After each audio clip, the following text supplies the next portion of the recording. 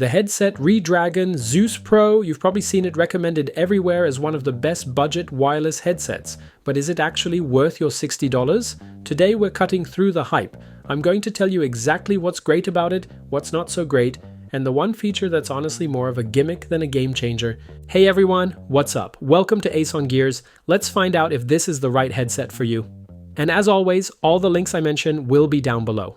Just so you know, they are affiliate links, so if you decide to buy through one of them, it's a huge way to support the channel. But rest assured, that has absolutely no impact on my honest opinion. Let's get right to it. The build on the Zeus Pro is solid. It uses a mix of quality metal and plastic, and it's known for being a headset that really lasts. It's not just me saying it. Plenty of reviews and users confirm they've owned the same headset for years. It's comfortable even if you wear glasses, and the weight is well distributed.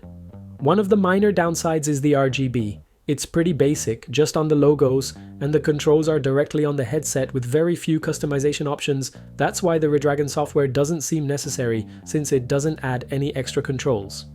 A huge plus is its versatility. It works in 3 modes: wireless with the dongle, via Bluetooth, and also wired with the USB-C cable. The battery lasts between 16 and 20 hours, which is great battery life, and it takes about 3 hours for a full recharge. Now, let's talk about the audio capture. In a quiet environment, its microphone is surprisingly good. Your voice comes through clear, natural, and without that muffled or radio sound that many headsets in this price range have. It's perfect for chatting on Discord, for online meetings, or even for someone just starting to stream. The problem appears when there's background noise.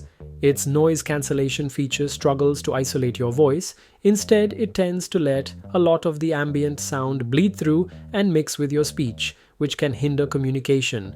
And onto the audio output, which is the most important part. In stereo mode, this headset shines. The sound is very well balanced. The bass is present, but without overwhelming the rest. The mids are clear, which is excellent for hearing footsteps in FPS games and voices in dialogue, and the highs are crisp without being harsh. It's an audio quality that works very well for both gaming and listening to music. The Virtual 7.1, unfortunately, is its weak point.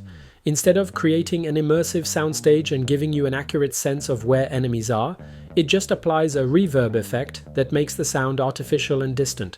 In practice, it hinders more than it helps when it comes to locating sounds in games. Remember, the 7.1 only works with the USB dongle. So, is it worth it? Yes, if you find it in the $60 range, it's an excellent buy. You'll get a durable, versatile headset with fantastic stereo sound. If you want to spend less, the Havit H3 is an option, but with lower quality. If you can spend more, around the $100 mark, it's worth investing in models like the Logitech G733. If this video helped you make your decision, consider using the affiliate links in the video description to support me here as well. Don't forget to subscribe to the channel and let me know in the comments what you think about this headset.